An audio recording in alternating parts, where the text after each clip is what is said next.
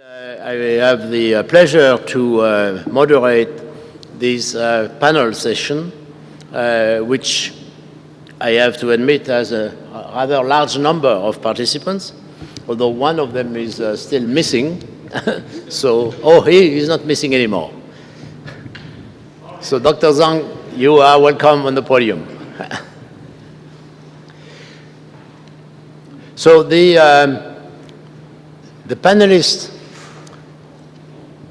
from left to right, from your point of view, are Jean-Jacques Dordain, the Director General of the European Space Agency, Johann Dietrich Werner, the Chairman of the Executive Board of DLR, the German Space Agency, Jean-Yves Le Gall, the President of CNES, Ms. Catherine Milling-Jones, who is the Director for Growth, beautiful title, of the UK Space Agency, Dr. Sandile Malinga from the South African Space Agency, Alain Ratier, Director General of EUMETSAT,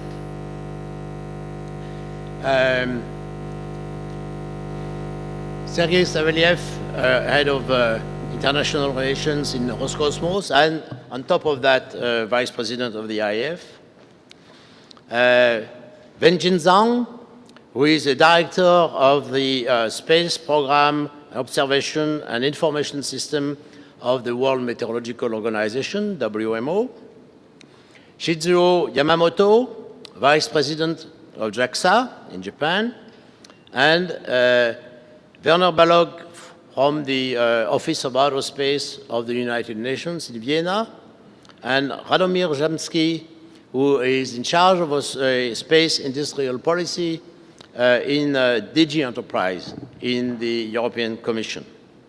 And I hope that I have not forgotten anybody. Nobody complains, so it's a good sign.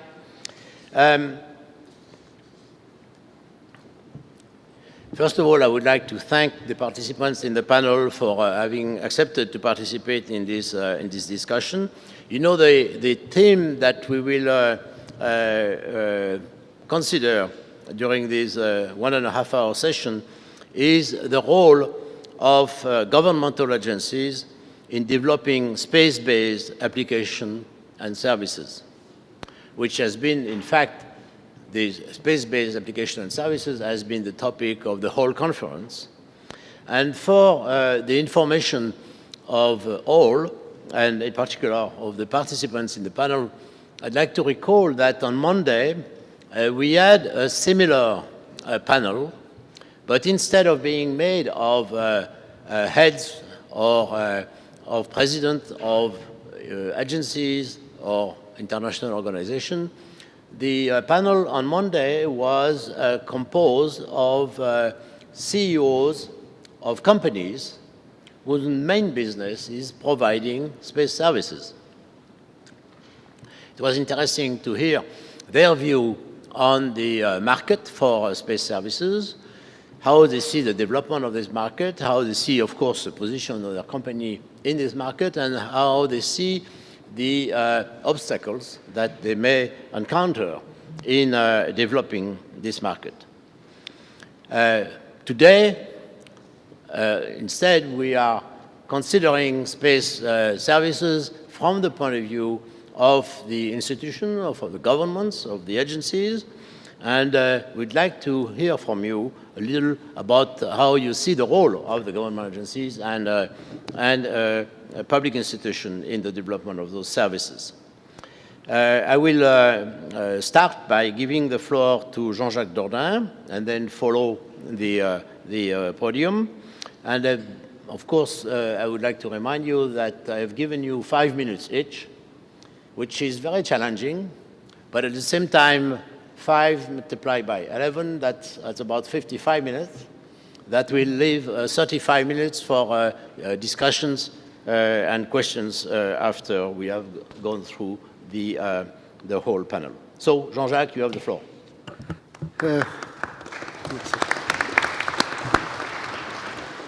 So, thank you, Gérard. So 5 minutes, I shall make 5 remarks. First remark is that space space-based services are certainly the most important, but also the most difficult part of what we are doing in the space agencies. The most important because they represent the direct benefit for the citizens, be it in societal or in economic terms. And as you know, we are using taxpayers' money, and the least we can do is to give back to the citizens the benefits. And this is through the services, in concrete terms. But it's also certainly the most difficult, because the services are at the end of a value chain involving many different actors: space and non-space, public and private, who have to understand each other in order to provide this value.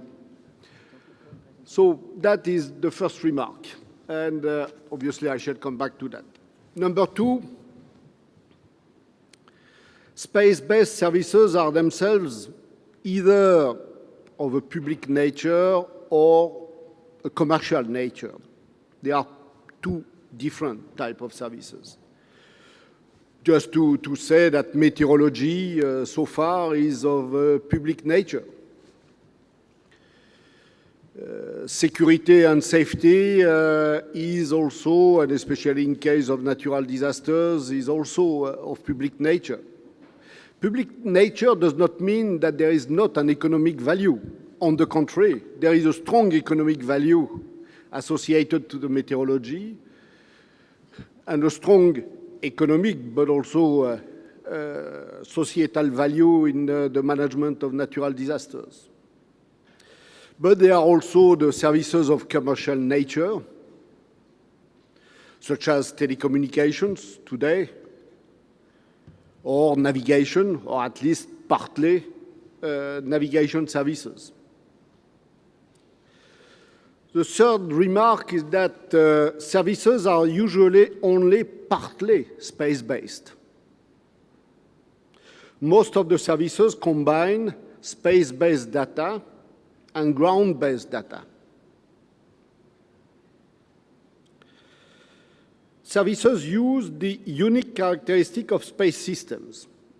And when I am asking myself what is the unique capability of space systems compared to ground-based systems, it's certainly the ability of space systems to provide at the same time data at global scale and at local scale.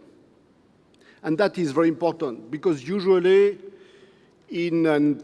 for example, in case of environment services, the causes are usually global and the consequences are local, meaning that that is certainly the most important characteristic of space-based data.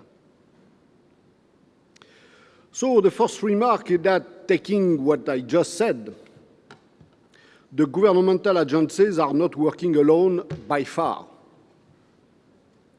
So their role must be seen within a chain of actors where their role is specifically focused on some key characteristic of this value chain. And as you know, this is one of the most difficult parts because usually when you have a chain of actors, each actor wants to make what the neighbor is doing. And I have a lot of examples on that.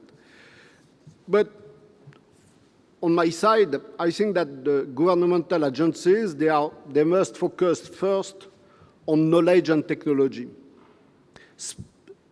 Services are always coming from a progress in knowledge and progress in technology.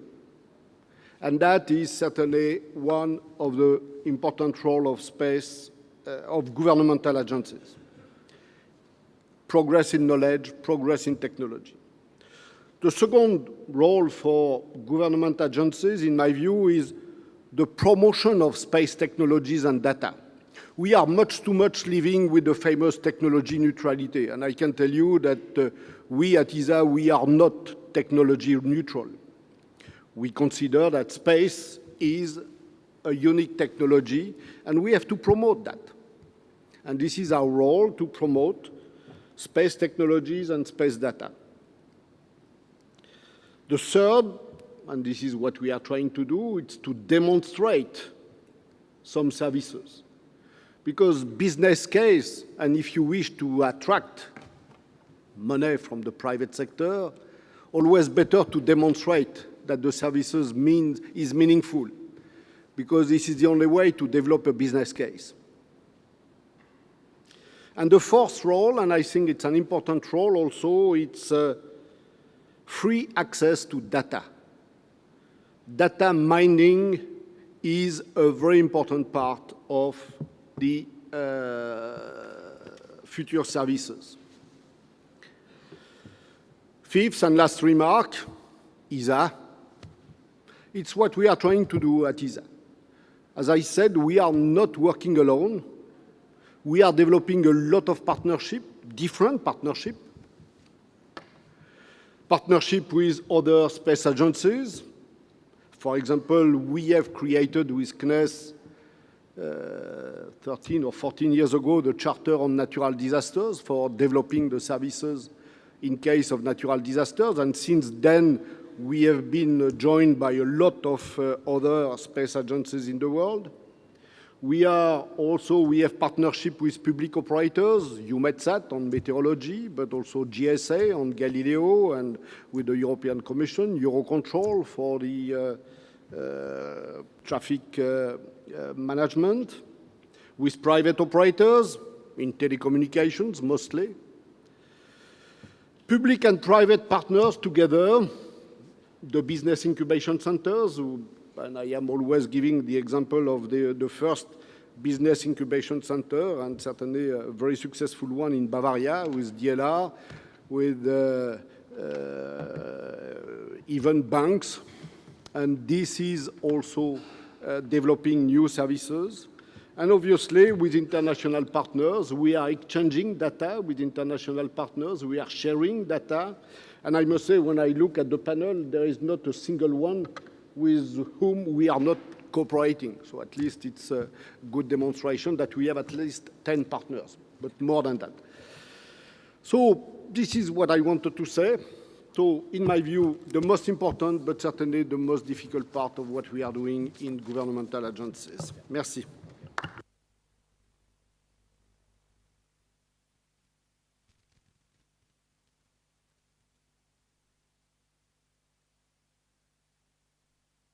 So it's now my task, and you see we had as a subject, it's the role of governmental agencies in developing space-based services.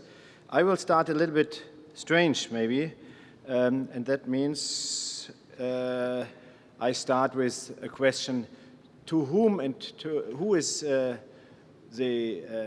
one who gets the results we are doing in space services? And of course there are different players, there are different goals and different actions. You could think about the taxpayer and the citizen, who might be the most important recipient of what we are doing. But there is, of course, also the national governments, the agencies who have some ideas.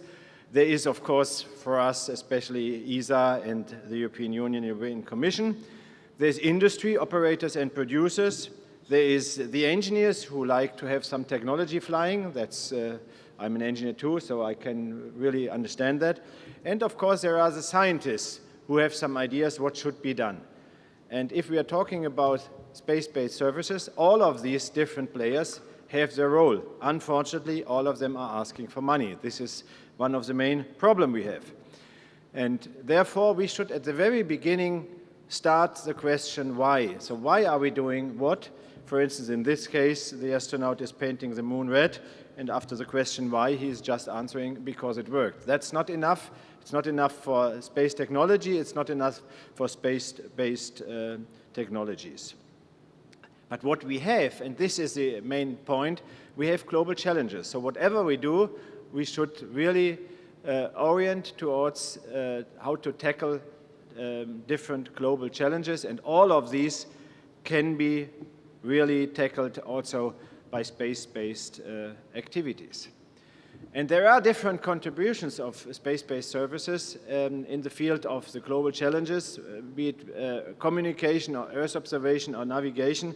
And all of this is finally service to the citizens, service to the society, or even service to the different governments. Now we have a shift in our history of understanding technology and society, and I think that we have to also to put this into the context when we are discussing about the future, also about space and space-based services. When you look back in about 150 years, there was a general belief in progress through technology. Then in the next step, there was, from us engineers, some ignorance towards societal desire because we thought we know it better what has to be done. The next step, and still the past, is that we try to explain what we are doing through what we called the factual constraints. So because it is like this, we have to follow this and that. And then, and this is what is still today most used wording, is the societal acceptance. So the society should accept what we are doing, should accept what type of service we would like to provide. And I think we have to overcome this understanding. The next step is really that we have to define what is really the demand of the society, and so that we finally come to societally supported solutions, which, by the way, will also solve one of our main problems. This is how to get money for it. As soon as society is really intentionally with us and not as a passive instrument getting something from us, in this moment, they will also be ready through the governments, through the parliaments, to give more money to our activities, which are for sure very important. And the question is how to realize this last point. And I would like to give you an example what can be a step toward this. Usually, we have in all what we are thinking in our societal systems, in our agencies, wherever, we have always different levels: the executive level, the expert level, the working level, and the user level. You can put this within a company. You could also think about this in a society. And the decision is made by the executive level, then the expert level puts its experience into the work, and the working level is, of course, realizing it, and the poor user has to use it. And this is the way we worked in the past, and we provided, of course, all the best we thought is the right thing. But I think we have to turn it the other way around at the same time. We have to ask first the user, what are your expectations? And then we get some acceptance. More than acceptance, we get solutions which are supported by the users. And then the working level is giving some ideas. The knowledge, as we heard already from Director General, is very important. The knowledge comes through the experts. And then the executive level puts a strategy out of that. And these two lines, the red and the green one, have to follow at the same time simultaneously. I call that PPP. Of course, there's several translations of PPP, public pays permanently, or public-private partnership. I had a new one, which is parallel participation process. So to have the top-down and the bottom-up process at the same time. The question of this conference is, or this right now, this meeting over here, is the role of governmental agencies in developing space-based services, and I would like to give on the last page some of the answers to this question. The first is we need an analysis of relevant demands, and this is for sure something the agencies have to do. We have to look to the expectations of the taxpayers, we have to look to the societal needs, political settings, and also scientific interest. And we have to do this day by day before we are deciding what we would like to do.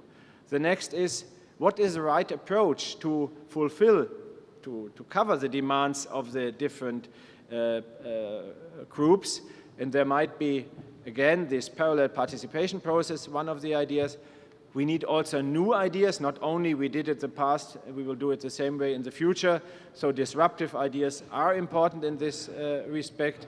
And then there is a question always, design to budget, design to cost, or budget to design. And especially in space, we know that we usually work the last one, budget to design. We are asking for money because we have such a nice idea. There might be in the future more also the question of the design to budget and some intermediate steps toward that. And then, if we have all of this, then we can define what are the right activities to satisfy demands. This is for services, but also for other technologies. And we need always a comprehensive system which should cover all the different activities on a national base as well as on an international scheme.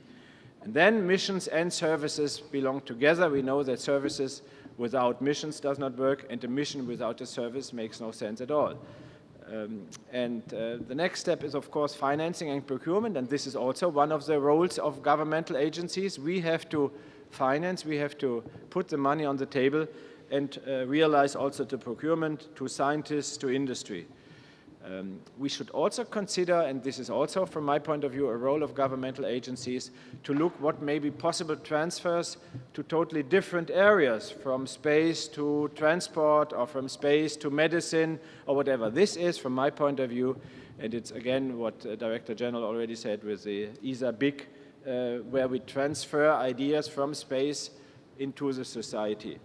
And the final aspect is the agencies are also responsible to communicate what they are doing, why they are doing it, and how to go on with the services for the citizens. Finally, and this is my main message, all of this goes only if we consider global cooperation, because our pale blue dot deserves global cooperation. Thank you.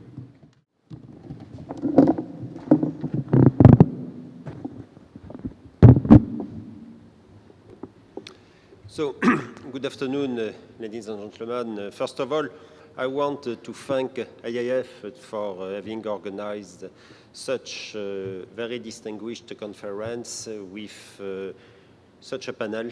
And it seems to me that the timing is excellent to have such a conference because, as you know, we have entered into the process of thinking about the issues of the next ministerial meeting of the ESA Council, which will take place by the end of the year. And it's always important to have a reflection on this quite important issue. The first point on which I would like to insist is the fact that in France we have a long tradition to develop space-based services. And I am very pleased to congratulate Gérard Brachet, who in the early 80s created the first company devoted to marketing space-based services with Spotimage, and which has been a huge success. And since then, in fact, we are continuing. And today, CNES is driving innovation for jobs, since 80% of our budget is invested in the industry. And we have a total in France of 16,000 jobs in space, and the French industry represents 40% of Europe's space industry. Another figure which is also very interesting is that in the commercial space sector, every euro which is invested generates 20 euros in economic spin-off benefits, which is huge, and I think that it is probably one of the sectors of the economy where we have such return on investment. And I think, and it has been the case in France, and I think that I can say in Europe, as it has been stated by Mr. Dordain and Mr. Werner, that public policies are an opportunity for development of space-based services. This year, the Space Foundation report shows that space products and services provided by the private sector grew by 7% last year. And this is, in fact, a global trend, because we saw during the last, let us say, 20 years, the huge growth of the space telecommunication industry. Now we see the development of Earth observation made by satellites with a number of projects in a lot of countries. There are also many other projects in the European Commission. You hear that Galileo in total will bring 90 billion euro of benefits for the industry. And so we see that we have a huge trend, a trend of a huge growth of space-based services. And it is clear that today satellites make a decisive contribution to economic development through telecommunications, as I say, navigation, but more globally, the digital economy. A few years ago, we thought about having a day without satellite, just to demonstrate how much satellites are important. And obviously, it is impossible because a day without satellite, you don't have any more meteorology, you don't have telecommunications, all the banking system worldwide would stop, you don't have science and all what we know from the moon, the planets and so on, because we have satellites and so on and so on. And so it clearly demonstrates the importance of space in our day-to-day activity. And this is why today we are very focused on economic, societal and industrial impacts of this activity. And a point which is also quite important is to say that we at CNES, we identify downstream potential as early as during phase 0 project studies, which are conducted with industries and laboratories.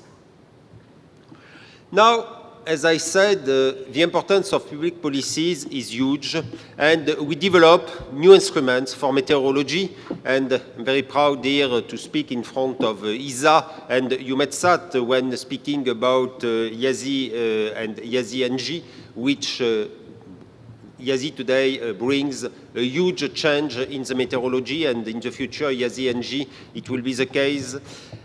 We are investing in oceanography, and in particular with SWOT that we will launch with NASA in 2020. In vegetation monitoring, we are also promoting space-based applications toward ministries and local authorities, and we try to facilitate their development and procurement. We are assisting both EU and ESA in deploying and promoting the Galileo system. We are also working on Copernicus, and in conjunction with other space agencies, and in particular with ESA, we are driving multilateral initiatives, for instance, COSPAS-ARSAT since 1979, and as it has been stated by Mr. Dordain, International Charter on Space and Major Disasters since 2000. So you see that with this range of activities, in fact, there will be in the future more and more growing opportunities in Europe, because the space-based services are at the heart of our global economies. We have a huge mass market, we have a steady growth, and it has been demonstrated during the last years, and it will continue. It is clear that today Europe is playing a leading role in the new space economy, and it's very important to have, because of the Lisbon Treaty, new and huge investments which are made by Europe for Galileo and Copernicus for new operational services. A point which is also very important is the fact that we are going to have a free and open data policy in Copernicus, and I am sure that this will allow new business opportunities. And last but not least, you know that the European industry is very successful in exportation for both satellites, launch services, and services using satellites. And because of the fact that we are very focused on international markets, more than our competitors, I think that it is very promising for the whole European space industry. So this is what I wanted to say, a few comments, but I am sure that the most important, most interesting part of the panel will be the questions and, of course, the answers. Thank you.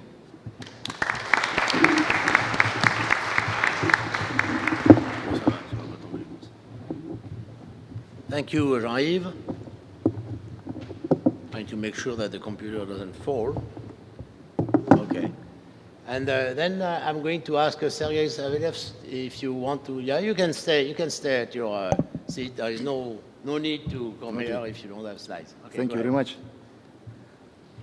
Dear ladies and gentlemen, dear colleagues, it is my pleasure to be here today as we have gathered to discuss patterns of how governmental agencies are involved in the development of space-based services. As a representative of the Russian Federation, I'd like to make emphasis on current situation of these activities in our country. In broader terms, we can identify several aspects which are essential to know the place of governmental agencies in space services. First of all, as we know, the Space Treaty of 19 1967 stipulates a regulatory approval system for the space activity. This means that the state must ensure that its space activity does not contradict norms and requirements of international space and common law. It also has to provide safety and security of national space activity. Main instrument to assert governmental authority over national space activity, including that of private sector, is the licensing process. Failures in it can lead to absolute international legal liability of the given state. This is basic thing, and in the Russian Federation, it is the Federal Space Agency which is empowered to assert regulatory process in space activity. Second thing is finances. In Russia, Roscosmos is the state customer for any space system related to social, economic, and scientific tasks covered by the Federal Space Program. The agency formulates and approves with other federal governmental organizations concerned this national level program and other dedicated programs related to space activity. I mean, for example, Federal Task Program on Space Navigation or on the development of launch sites, etc. These programs incorporate all existing areas of activity, like R&D and production of space systems, development of main ground infrastructure, etc. That means that currently in Russia, any satellite with its supporting infrastructure, which is essential for further space services, is created with use of public funding. Third thing is technology. As nearly all research and development activities are made with public funding, Roscosmos is empowered to protect the resulting intellectual products being property of the Russian Federation.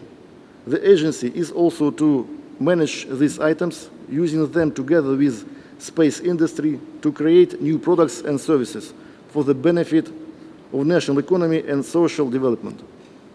We see that unlike USA or Europe, where commercialization of the results of space activities was of priority from the very beginning, in Russia, the space sector was evolving as purely public with strict governmental regulation.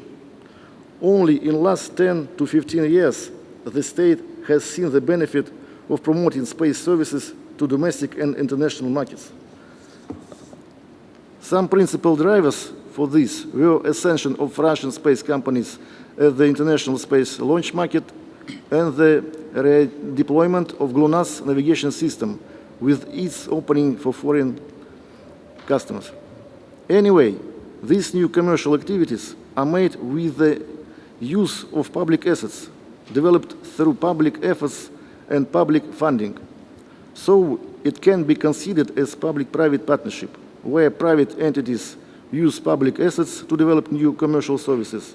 And in the future, as we see that a real demand for space services is growing in private sector, we hope that the focus will shift with changes in balance of shares and risks. If we summarize, the idea is that governmental agencies are giving private operators possibility to use public infrastructure in the framework of joint projects to develop new end-user space services. That public and private entities will enjoy their funds in financing their projects that will be promoted on market on the expense of private operators, and vice versa. New private entities will be involved in providing public services to the people on different levels, federal, regional, and municipal. And last but not least, the government will continue to spend budget on research and development activities which can be used by private entities for the development of new services. It is the fact that the market demand on space services in the Russian Federation is growing quickly. Space systems are essential to promote data for services in the field of navigation, remote sensing, telecoms, meteorology, etc.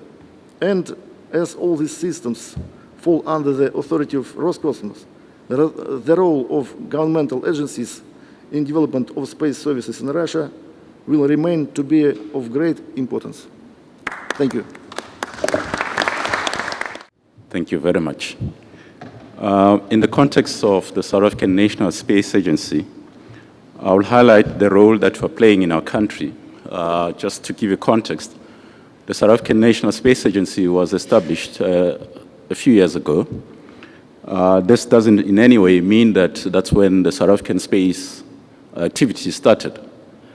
South African space activities date far back, a couple of decades. But then our government decided that our agencies should be established so that activities in our country that relate to space are better coordinated. And so that's the first role that we're playing, to coordinate the efforts that South Africa has in terms of space, looking at various programs in Earth observations, in space science, as we call it, in space systems and engineering, and then in ground segment support. And so those are the 4 themes that we pursue as an agency. In this regard, we work together with our universities and what we call science councils, which are our R&D institutions. And so that's the first role that we play as an agency. The second role that we play is that of ensuring that space is of benefit to society. And we do this through the provision of services and products and the provision of facilities. We're fully aware of the fact that space-related facilities are expensive. Not every university, not every research and development institution can afford to have its own. And therefore, SANSA provides high capital-intensive facilities that are used by others institutions. We have observational infrastructure in our country, as well as far down south in Antarctica, that we use for the benefit of our higher education institutions, as well as our R&D institutions. The third thing that we do as our role as an agency is that of stimulating our economy. Our government is fully aware that space is a good driver for economic development. In this regard, our task is to ensure that we stimulate our industry, both in terms of the space engineering industry. We are working on a satellite program, as an example, at the moment, to develop some skills, some technologies that are indigenous to our country. The second one is that of stimulating the downstream industries in the value-add sector of our economy. Here we're looking at Earth observation services and products that could be developed. And so those are the areas that we work with. Also, in terms of stimulating our economy, our government has tasked us with the responsibility of ensuring that jobs are created. I looked at the jobs that are created in France at the moment in terms of space-related activities. We are fully aware that space is not a labor-intensive industry. I come from a country where we do a lot of mining. Our mining is largely labor-intensive, and we're not in that league, and we don't want to deceive ourselves or deceive the policymakers that we can create many jobs of that nature. But we are fully aware of the fact that the multiplier effect of the high skills that are created in space is high. So when one considers the multiplier effect of the high skills jobs that we create, at the moment we're looking at about 300 jobs that we can create directly linked to space. But downstreams, those jobs that we support a number of other jobs which are not necessarily related to space. And then the fifth thing and the last thing that we are supposed to do as an agency is that of creating new skills. Space by its nature is not simple. To do space, to build the ISS in space is no simple task. To build a satellite that tests to operate in space under very tough conditions is not a simple thing. And therefore, the type of people that you require to build space systems are unique.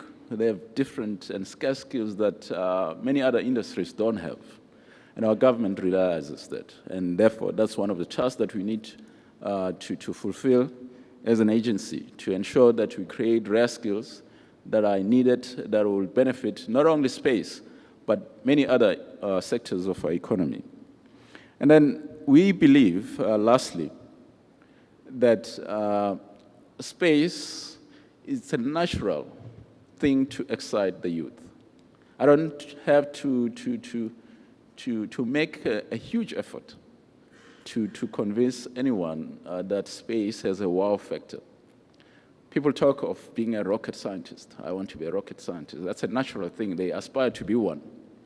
And we believe that we can use space to stimulate interest, to stimulate excitement, to stimulate the passion for science. Our country is challenged in terms of skills, in terms of the uptake, particularly in science, engineering, and technology.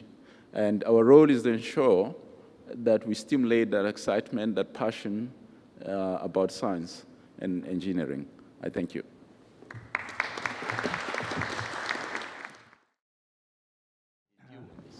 Thank you, Chairman. I'd like to talk about very briefly my perspective regarding the role of the government agencies in developing the space-based services. Firstly, Japanese government formulated a new basic plan for the space policy in January last year. As indicated here, the worldwide, circumstances of the space development and application are very, changed these days.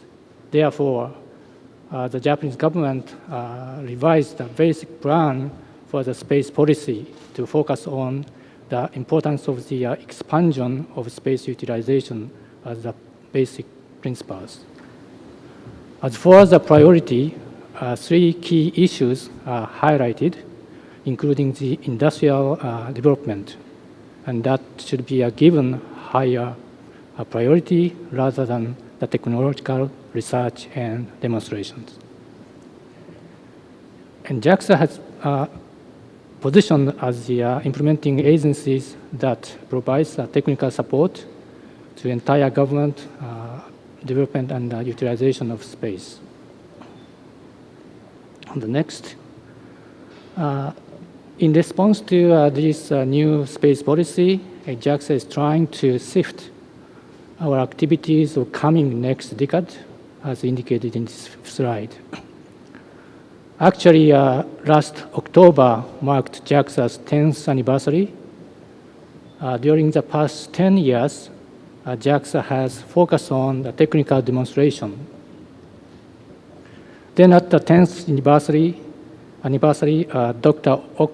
Okumura, new JAXA's president, announced a new JAXA's philosophy to provide new solutions and values to society by innovative technologies. Next 2 slides are the example of the JAXA's leading technology. This one and next slide is the example of. Next one is the example of the society, but the time is a little bit limited, so I'd like to skip detailed examination. But anyway, I feel, frankly, I feel that the quality of satellite utilization have been changed these days in Japan from the research purposes to the operational use. One example is the JMA, a Japan Meteorological Agency. They announced to the press that they started to use the space-based microwave radiometer data from JAXA's GCOM-W for the numerical weather forecast on an operational basis. Another example is a Ministry of Environment. They plans to use space-based greenhouse gas concentrate data for their policy making. To do so, we are jointly developing the greenhouse gas observation satellite, GOSAT-2, as the following mission of GOSAT-1. The budget will be shared by the Ministry of Environment and the JAXA. Next, please. I'd like to summarize my perspective here as the conclusion. Again, the question was the role of the government agencies are. And the answers, firstly, we have to provide the new solutions and the value for global and the regional issues that we have faced these days. We should create new outcomes for the improvement in the quality of the people's life.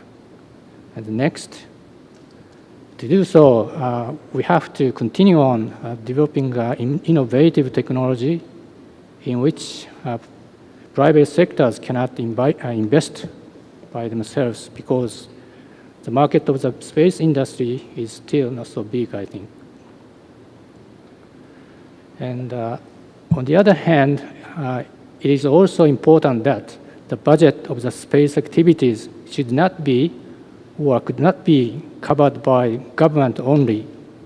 So we should offer the private sectors various opportunities to participate in or invest in the space activities. In other words, we should also encourage industrial development.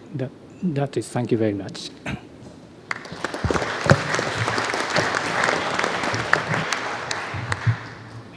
Thank you very much, Mr. Yamamoto, for your description of JAXA's views on this area. And we will now switch to Ms. Milling Jones, who is representing the UK Space Agency. You have the floor. Okay. Thank you very much. It's a pleasure to be here. Just going to make a few remarks rather than use a presentation and talking very much from a UK perspective.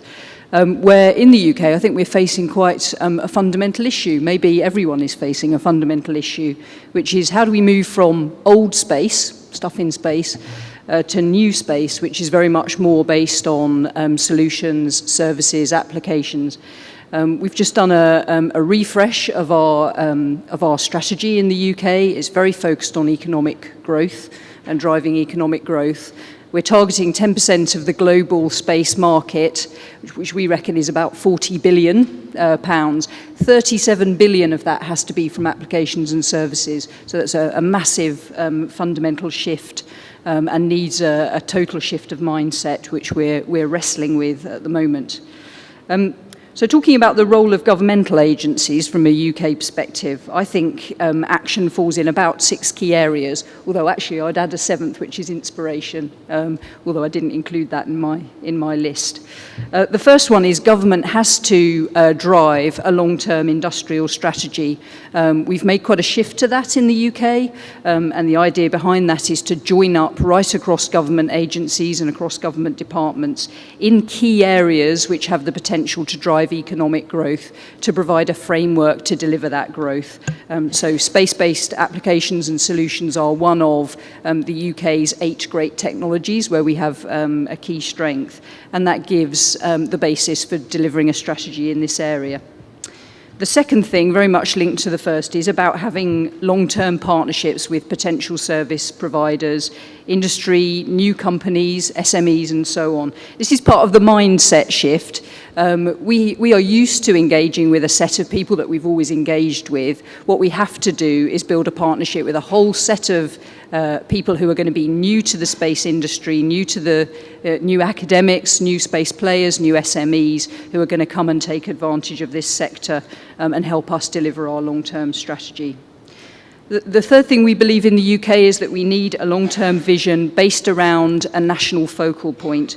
So in our case, that's the UK Space Gateway at Harwell in Oxfordshire, which is very, very important to us. And around that, we use that as a way to galvanise and bring synergies together on road mapping, on understanding how we can leverage our whole UK national capability. It's a place to focus our collaborative partnerships, so we're delighted to have the EXAT Centre, the ESA EXAT Centre there, which is a key part of our partnership approach. We have a Satellites Applications Catapult, which is an innovation centre which is there to commercialise space-based solutions and technologies. But although they're at Harwell, they are very much linked to the whole of the UK, and we believe that focal point is really important. And it also acts as a rallying point for us to initiate conversations around potential inward investment, which is also important. We're not just going to do this from the players that we have in our country already. This is a global business. We'll have to collaborate and we'll have to attract new players to the scene. And then the other two key things which galvanise around that focal point are a clear policy framework, which we are developing and I believe is quite strong in the UK, and a clear framework for regulation. And that's one of the things we've just made another quite strong statement about in the UK. And we're always looking at new areas where regulation can support growth in space-based applications and services. So, for example, we're looking at how we need to adapt our regulatory framework to accommodate CubeSats, which we believe could be a potential driver of a whole new market areas. The fourth area is investment. Government agencies can provide clarity, certainty and a commitment fitted to a long-term strategy which enables other people to have the confidence to invest themselves. So again, it's back to that partnership approach. And only we, as other players have said, can engage in the investments in major national and international facilities. The fifth area I would highlight is government showing leadership as a user of space-based applications and services. That's why in the UK we've launched a very important new programme, the Space for Smarter Government programme, which is not just about investing in projects, but it's about, again, fundamentally changing mindsets, building more efficient business models, exploiting the fact that government is already a very capable user of space products, data and applications. It's a way to focus and aggregate our requirements, so both at a local level and more nationally. And it also provides the opportunity for us to build an export service model around government solutions. And government is also well positioned to unblock the barriers which are taking us towards a particular technology solution and discouraging the use of space. So that's something else where government agencies can act. And finally, I believe government can help the whole sector and the whole environment, the ecosystem as we call it in the UK, to focus on key national strengths and to exploit investments. So Galileo and Copernicus are absolutely key to that, and two examples of actions that we're taking are, alongside other agencies, we're very keenly pursuing building climate change services. We're very actively putting in place the ground segment that we need to exploit the Copernicus data. And we also have a very active programme about exploiting and building products and services around the Galileo PRS signal, the public regulated service. So those are the 6 areas of action. I think the key role that government can give the rest of the sector is internationally and providing certainty and commitment and the environment in which everyone else can flourish. Thanks.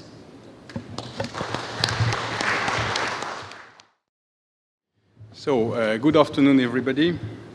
So, one word about EUMETSAT. EUMETSAT is intergovernmental. And our role is to establish, maintain, exploit European system of meteorological and climate monitoring satellites.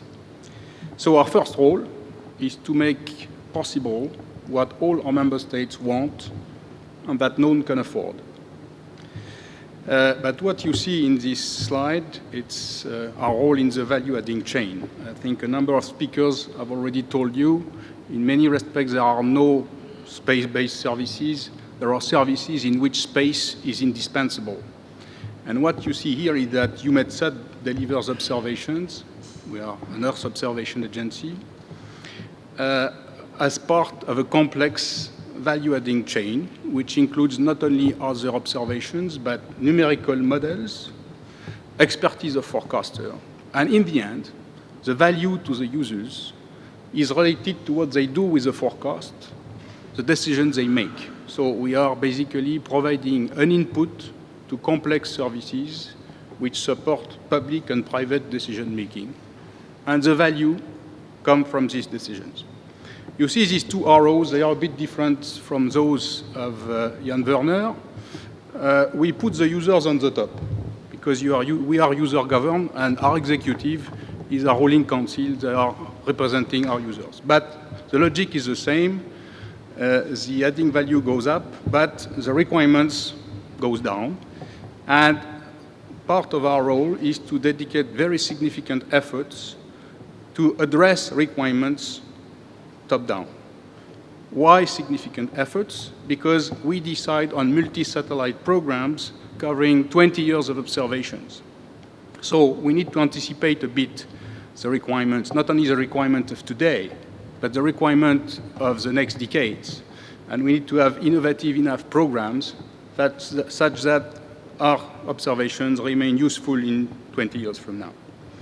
But of course, programs cost money. And we need to assess our socio-economic value. And it's not easy because, as you see here, we are upstream in the value-adding chain. So the first question for weather forecast, at least, is to assess the value of weather forecasting and to try to attribute part of that value, the socio-economic benefits, to our satellites. And the value of weather forecasts, I think everybody thinks about safety, protection of life and properties. This is much more. There would be no transport, no aviation without meteorology, and no air traffic management capacity without very good forecasts. Energy policies need also meteorological information and forecasts. So that's why we commissioned a study, a socioeconomic benefit study by economists and also experts in forecasting based on peer-reviewed literature. So it's not exhaustive because you cannot address all areas, but we were able to put figures for 3 areas. So first of all, protection of property and infrastructure. It does not include lives saved, which is extremely important, but it's cost avoided. And I have to tell you, this figure is probably massively underestimated. But in Europe, in the EU of 27, we spend 27 member states, the likely value is 6 billion, 5.4. If you look at the direct value, added value to economy, transport, energy, etc., we found 40 billion euros per year.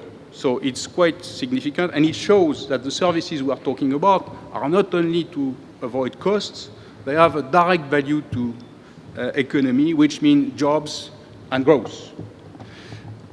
We have also assessed the value of what the European taxpayer are ready to pay in terms of tax to get forecasts. But this is forecasts, and we were a bit lucky because there are new methods, numerical methods, which help you, which can determine the actual contribution of each observations type to the forecast skills, to the value of the forecast.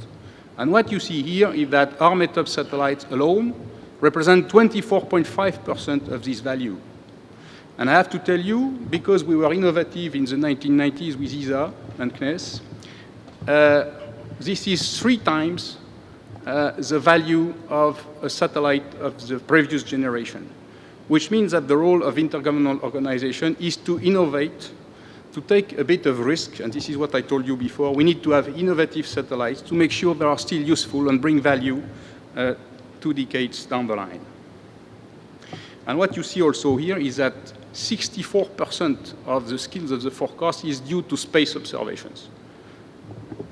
So this shows our role. Our role is an enabler. We provide observations without which there could not be good forecasts and therefore no good services. And when we are talking about services, it's not only meteorological services, but it's all the services delivered by the private and public sector, combining meteorological information, forecasts, and other information, in particular geospatial information. The value is there today and in the future. So what comes next? What comes next is Copernicus, and EUMETSAT will operate 4 of the Copernicus missions on behalf of the EU and in cooperation with ESA, and only in the areas which are relevant to our convention. And it means atmospheric composition, which you see, this is a forecast by a precursor service funded by the EU. Mach 2, you see the files over Russia and the prediction of the carbon monoxide spread into the atmosphere. What you see on the right panel on the top is the ocean. You should see it moving, but the animation does not work. But I can assure you it moves. What you see on the bottom left is the photovoltaic potential in Europe derived from Meteosat observation. So it's climate services. And of course, our ambition is to provide, to be as enabling as we are today for meteorology, to deliver the right observation with the right interface to the users, to have as good forecasts for the ocean and the atmospheric composition as we do today for meteorology. And this is what you see, because you have a comparison between the imagery of Meteosat and the forecast of cloudiness by the European Centre for Meteorological Weather Forecast in Reading. Thank you.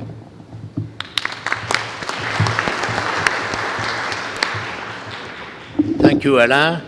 Thank you for your beautiful images of the EUMETSAT satellites, or some samples. We are going to stay just for a little while longer in the area of meteorology, and I will ask Dr. Zhang to take the floor on behalf of WMO. Dr. Zhang. Thank you, Mr. Chair, and good afternoon, ladies and gentlemen. It's a great pleasure to talk here about the services. I especially like the title, Focus on this Service, and the space-based service. Just one slide, 10 seconds, introducing WMO. It's a legal binding organization with 192 members. So all the members, they have the name, National Meteorological Hydrological Services. They are the major user community of the space technologies. Certainly, it's important that on this structure, and WMO continue to initiate many new programs. One of the recent services is called Global Framework for Climate Services. That's the process started from 2009, and at the World Climate Conference 3, with this, it's a major government head gathered at the WMO, Geneva, made such an important decision. The decision is that to collectively to establish a global framework with the user interface at the top and the climate service information system, and more connected to this forum is the observation and the monitoring pillar, which is one of the critical pillars of these services.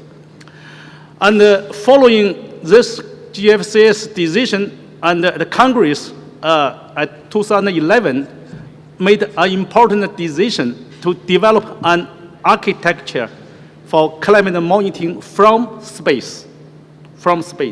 And clearly, GFCS identified 4 priority areas, including agriculture, water, health, and disaster risk reduction.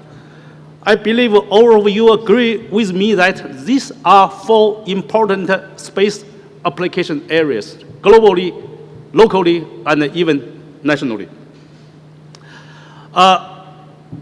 Based upon Congress decision, and we have a joint WMO, SAILS, CGMS working group to developing this basic structure, and with a near real-time structure, mainly focus on the operational climate services, as well as the long-term information provision and for the research, as well as climate change and its utilization. So that's strong need from space agency. That's a new initiative, and that will last for many years. But more important, the support from space agency to this climate service will bring huge benefit to the humanity. That's more detail, technical level, but I do not want to go detail, but I would like to focus on this service level. What are the role of national government as well as the international organization to play for their service level. This is the photo which is the DG of WHO, World Health Organization, together with the SG of WMO. And what they hold is that is a joint developed atlas of health and climate. And part of this graph you can see from this publication, you see the most significant heat waves and abnormally high temperature conditions for the past decade. And WMO annually publish it's a climate statement, annual climate statement. But we have the first time to issue a decadal.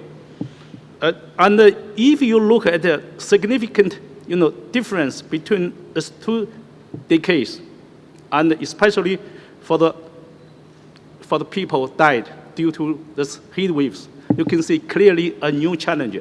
But this is also the areas need more information for services. Who are the users?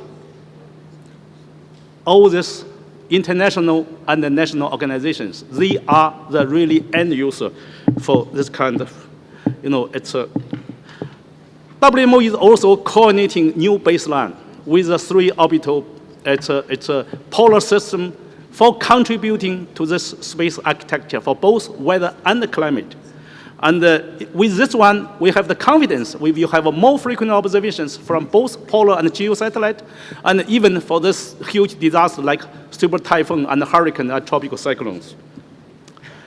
My view from WMO perspective, a key role of government and international organizations, number one, to strengthen national space program, including space application program, to meet national climate service needs, certainly more than climate.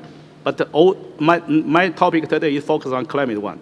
So this is also for space agency a new opportunity to strengthen your national, to further new development of space programs. And for the international organizations, I show you example, to enhance international collaboration and to put national program together as a global one. And this is the key first step to develop the space architecture, support global services. And secondly, to promote collaboration among space agencies and with user community. Because this user community, they are the final community to realize social economic benefit. Like Dr. Allah showed us, it's a really, this is a substantial benefit unless we really can motivate the user community to do this. And certainly, government and space agency also need to strongly support free and open exchange of climate-relevant space observations. I'm happy that the DG of ESA and also I see that a colleague from several others strongly support this open and free data policy. One more slide just to show you a success story for weather community. And you may know 3W. It's not web. It's World Weather Watch program. More than 50 years. Everyone, I believe, you enjoying the ever increased accuracy of weather forecasting because WMO kicked off that program 50 years ago. Due to, it's then President of US address to the United Nations General Assembly to say, now that's the time to harness a variety of these plans for a concerted attack to the atmospheric science, require world collaboration on observation as well as, it's a collaboration on these services, which lead to our World Weather Watch program. And we enjoyed very much after this program. We start from 1960, the first weather satellite from US, and now you see almost every 10 years, you can see clearly a new big development, a new progress, and lead us today with more than 30 geo and LEO operational weather environmental satellites. Now, my point here is that if you look this map, which show not only see the difference between south and the northern hemisphere forecasting, finally come to the same level, but also steady increase. And if you listen to Mr. Mapuni presentation yesterday, that's the real benefit. From this satellite observations, without the space, we will never really can enjoy this kind of progress. So the real secret is the continued utilization of data in the model. Okay, so my last 3 slides is that in order to realize the benefit from space applications, we have to consider the overall picture, not only for the model, but also for monitoring, for analysis, for validation, for many application areas. Also, in addition to the space segment, the ground segment, the science, the technology on applications need more investment. Without this, you cannot transfer this space technology into the real application tools. And this is something which is critical, and I believe that you may have some argument. That's my last slide, which is a question mark to me and also to you, all the space leaders here. If we look this as one life for one satellite, do we agree that we prepared enough before we launch a mission and launch a new satellite, and we immediately can reach our benefit? Do we have an overall right balance between space and applications? I have no answer, but I'm more than happy to exchange views with you. Thank you.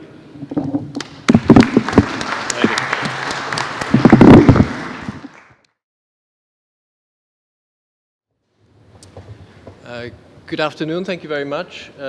So I work in DG Enterprise of the European Commission. The European Commission, if you wondered, is the executive body of the European Union. We also have other institutions in the European Union, notably the European Parliament. You may have heard about recent European elections, but I won't go into that. We also have the Council, where the member states gather and discuss proposals from the European Commission. Being an executive body means that we facilitate execution of programs, including the space program of the European Union. I will talk about a particular program which has already been mentioned a couple of times by previous speakers. It is the European Earth Observation Program called Copernicus. There are other programs. We have 2 sort of flagship programs. This is one of them. The other, also mentioned, is the Galileo, which is the satellite navigation program. They are flagship because they, from the accountant's point of view, consume most of the budget for space, almost 90%. And also they have the potential to bring major benefits to the European Union, but also worldwide. And I will mention them very briefly. So Copernicus, the objectives are multiple. It's Earth observation, so it means land, the atmosphere, the oceans, but also security, emergencies, etc. But the objectives are either the environment, climate change, but also more specifically improve environmental policy effectiveness, increase the general knowledge on the state of the planet, and simply protect people and assets. So the objectives are multiple. The underlying goal, as also mentioned by previous speakers, is that we want to improve citizens' daily lives.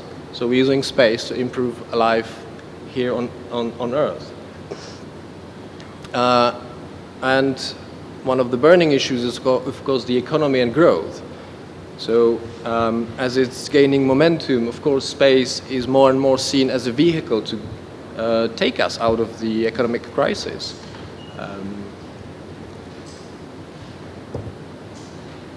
What Copernicus looks like. It has 3 components. It is the service component, ensuring access to information. And the information comes from 2 other components. A space component, which is ensuring sustainable spaceborne observations for the service areas. These are the satellites. But also in situ component, These are observations through airborne, seaborne, and ground-based installations for the service areas. As many things in Europe, although we execute the implementation of the program, the program is implemented in cooperation with many European partners, and many of them are sitting here on the panel, such as the European Space Agency, EUMETSAT, and the member states.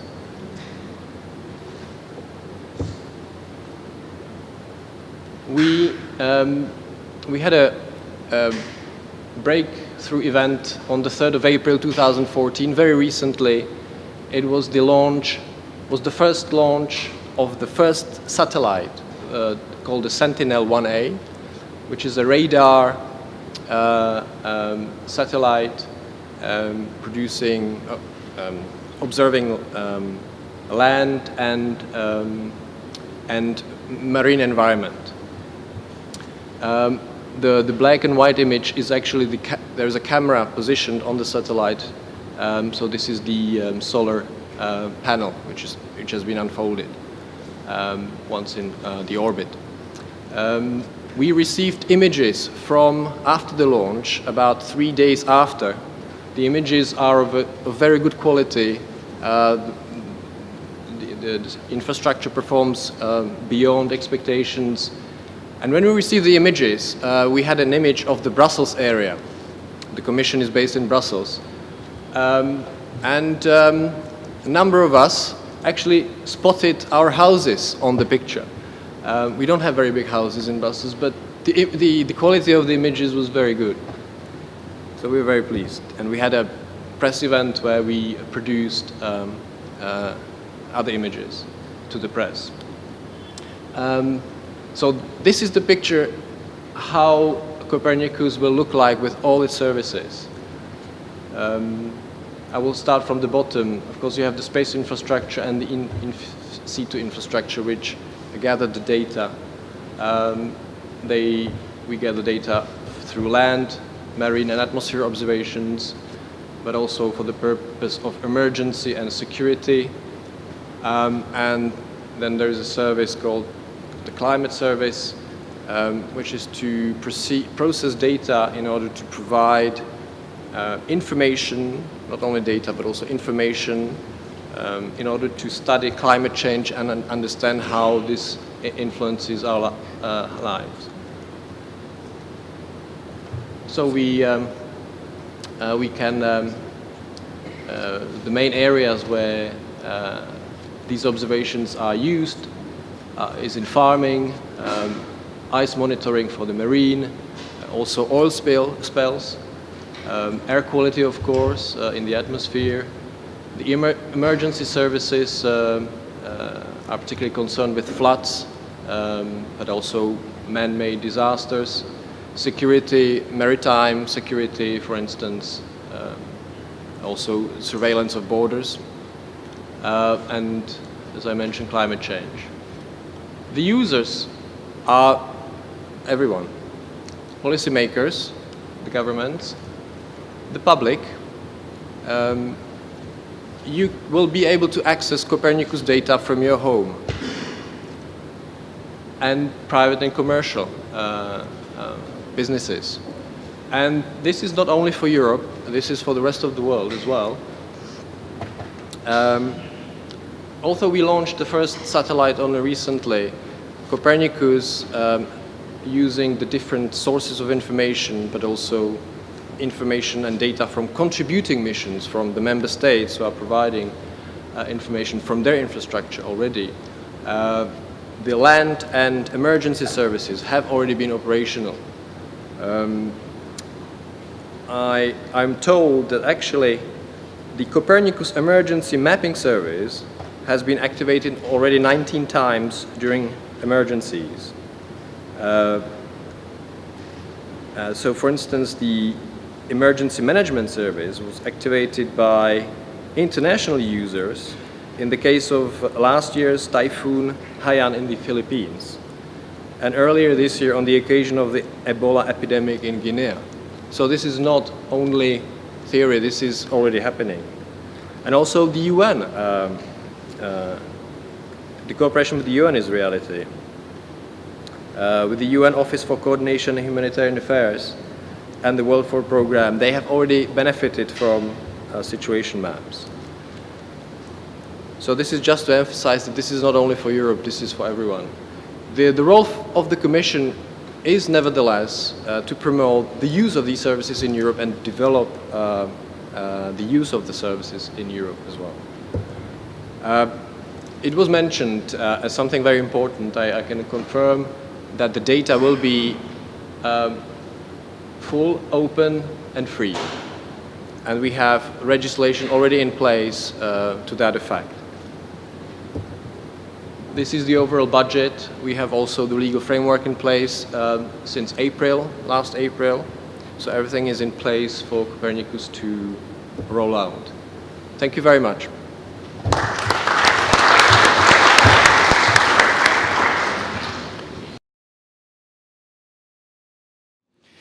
We have several mandates and tasks in our office. For example, we are in charge for servicing the Committee on the Peaceful Use of Outer Space, COPUOS, which is the only committee of the General Assembly exclusively dealing with the peaceful uses of outer space.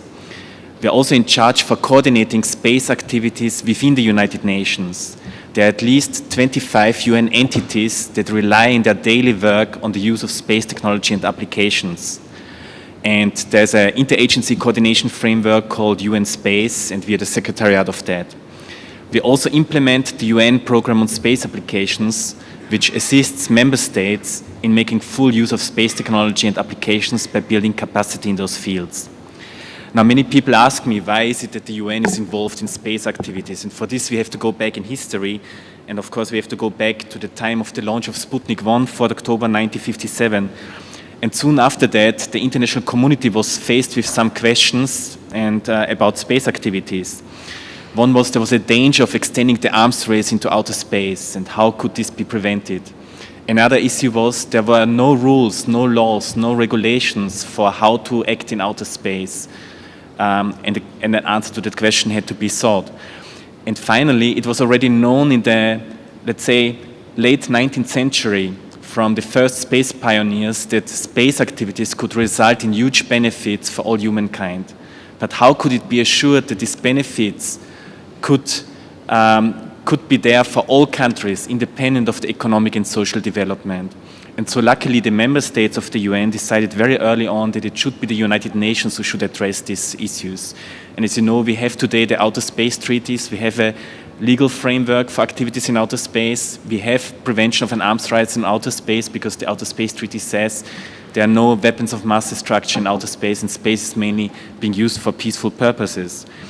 And we've also seen that in the Committee on the Peaceful Use of Outer Space, we had an increase in the membership from 18 countries in the beginning to 76 countries today, and virtually there is no country today in the world that is not using space technology and space applications.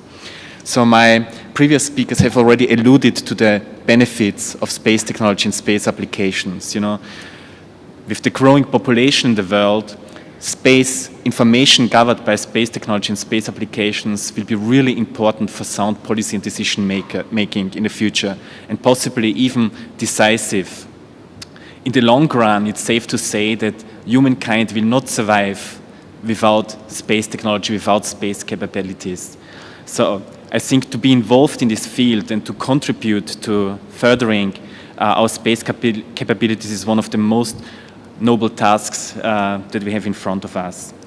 Now let me go back to the question of the role of governmental agencies. You know, the United Nations is a framework. Many people often, they say, you know, why is the UN not acting? Why is nothing happening? Because the UN is basically the member states, and it depends on the member states to decide what the UN should do and can do. So it's the member states that give mandates, tasks to the UN, and that provide it with the necessary budgets to conduct its activities. Concerning the role of governmental agencies and space agencies, they are represented in the UN. They are represented in the Committee on the Peaceful Use of Outer Space through the delegations of member states, but partially also as permanent observers. And so they really have a chance and opportunity there to guide the work of the United Nations. And in the end, each of you as a single person, you can contribute to the work of the UN by either working through your governments or through those permanent observers. So it's really upon all of you here in this room to work towards space development and to guide the work of the United Nations in these activities. Thank you very much for your attention. Thank you, Werner, because you have been short and to the point, which is precisely what we wanted. We are quite late already. It's 3:35, and I'd like to wrap up within the next 10 minutes at the most. And I will start by a question addressed to whoever wants to answer, which has not really been addressed, and yet is a key question. During the first roundtable on Monday, we had the CEO on Eutelsat, and my good friend Caio Struggle asked him, what is the principal challenge that you face? Well, he said, first of all, bandwidth. Second, neutrality of the European Commission with respect to the technology. These are two very important questions, and I'd like to turn to whoever wants to answer the question about the matter of protecting and maybe also opening new parts of the spectrum for communication services, and possibly also in support of weather satellites and navigation satellites. This is a very, very key question, and I think that has not been addressed, or it has been addressed indirectly whenever you talked about the regulatory role of government agency. Any volunteer? Okay. Jan Werner? Yes, always okay. volunteer. So first of all, the bandwidth discussion is of course not just a discussion of the different agencies, the national agencies. This is more a general subject in international, and maybe the Commission can say some words to that. Concerning the second question, that was what? That was the technology neutrality. Yeah. I thought that most of us had answered that part, because none of us said about something about technology. So the agencies are not technology driven, they are always driven towards the usage. And the best technology, which is the technology which fits especially to the special requirements. So there is no technology, no magic formula for technologies. It's just the best technology is a technology which fits best to the different demands. Yeah, you have a good point. The question about the technology neutrality was clearly addressed to the European Commission. And the complaint there was that the European Commission is not technology neutral. Well, it should be. With respect to telecommunication, I'm not talking of Earth observation and weather. I'm talking of telecommunication. And this is something that I have heard many times from satellite operators. They feel that they are not treated on an equal basis with the ground-based telecom operators. And this for them is the problem. Coming back to bandwidth and coming back to spectrum allocation, you know that we have a number of situations where there is voluntary interference taking place with respect to some European satellite operators, and we are a little bit at a loss at this time as to what solution to this problem. So who wants to address this question? I'm asking you difficult questions, and I'm paid to do that. Alain. I can say a word on frequencies, because in my presentation I showed you the cost avoided and the life saved and the business direct value added to the real economy. I think we need to secure both, and the real question in Earth observation is to secure frequency as a shared resource for observing and supporting risk management, and we have this issue with C-band at the moment. So I think it's extremely important, because it's a global issue as well, that we coordinate properly to influence the ITU. And as we are talking about government, it goes through government because the governments are represented at ITU. So it's also our role as agencies to convey the right arguments, the right studies on impact to make sure that we don't sacrifice safety to business. Thank you. Thank you very much, Alain. Yeah, you're right. This is a very important point in your area. Turning to Jean-Jacques Dordain's initial statement at the beginning, he said something which struck me as very relevant. He said, developing services, space-based services, or partly space-based services, which really mean something and can develop, is the most difficult part of the job of a space agency. And I tend to agree with him that this is a difficult job because space agencies know how to design systems. They do that very well. They know how to deploy the system, and they do that very well. They know how, most of them at least, know how to operate the system, and they do that very well. But what is difficult is the transition from a space agency run system to a system which gradually can be taken over by a service company or by an operator and so on. And this is rather tricky. Maybe Jean-Yves, you, or maybe Jean-Jacques, you want to say something about that?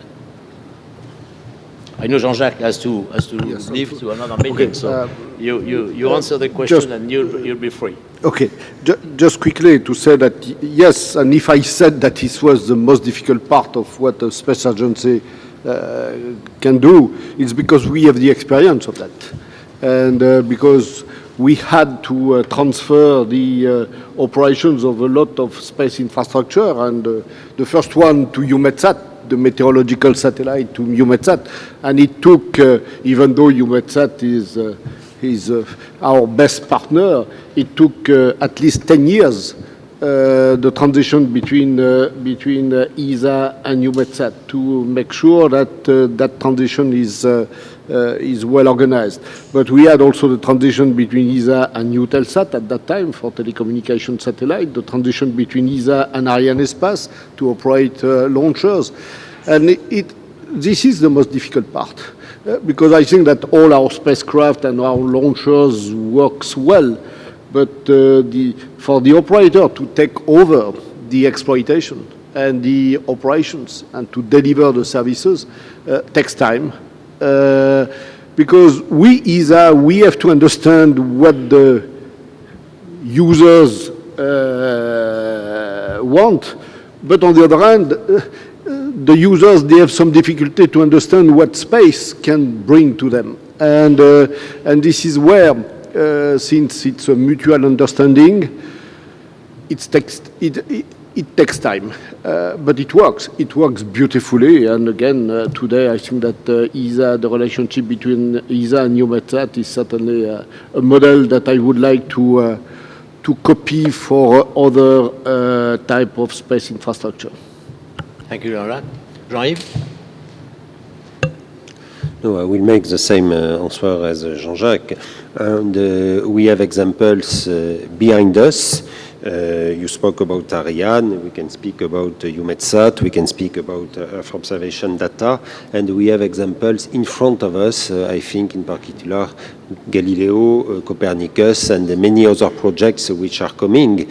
And it is clear that today we have excellence to define, to design, to deploy space systems, but the transition from space systems to space services is probably the most difficult one. And what impressed me a lot these days are the alternate project to space.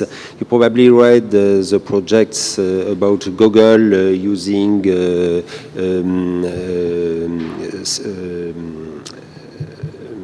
UAVs to instead of satellites or aircraft flying at very high altitude, because probably it's easier to transfer this data and to transfer this use to a service. And so we have to be excellent if we want to continue to have space systems fully used. Thank you, Guy. Yes, Dr. Zhang, you want to say a word on this? Yes, just add a few points here. Number one, I see the difference that the space and applications are different in terms of science, in terms of technology, in terms of, it's even for this expertise areas quite different. Number two, you see the space agencies are very well organized. You have a very good structure. We are lucky in Europe. We have a similar user structure like you might say, like ECMWF, but it's not the case for the global. Third is also most important that is the overall balance. In my question is that between the investment in the space sector and in the user sector. In the long run, if we cannot reach the good balance, we cannot continue to motivate the people to use the data to show the benefit, and in the long run, we will, jeopardize our own space business. Weather satellite is a good example. We continue to get good feedback from two levels of users. One is the direct user, like EUMETSAT and ECWF, and another is the end user, because people, majority, public, enjoying the increased, it's a performance increase. Performance, it's a better and better, and the weather. But for the climate, we did not reach that part yet. A lot of uncertainty. So we need more investment in the global applications. Thank you. Thank you very much, Dr. Zhang. Alain Ratier, yeah? Yes, I think we need to combine what has been said and what my neighbor said about the ecosystem. Because if we are talking about the governmental satellite program enablers, we need to convince government to fund. And what is clear is that the combination of various sources of information brings value. So we need to make sure we demonstrate that a given type of mission contribute to the development of the ecosystem and value. And then we have a case at governmental level to fund the continuation and the transition towards operational satellites, because it brings value, but value is complex. So that's an important element. Thank you, Alain.